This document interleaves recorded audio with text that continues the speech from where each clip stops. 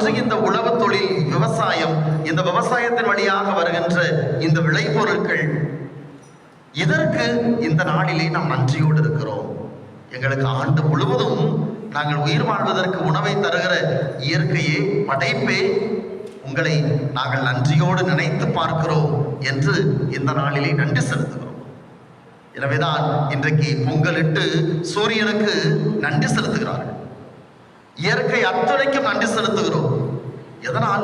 இவை இல்லாமல் மனிதன் வாழ முடியாது. இயற்கை இல்லாமல் மனிதனால் வாழவே முடியாது. சூரியன் இல்லாமல் இந்த உலகத்தில் எந்த உயிரும் வாழ முடியாது.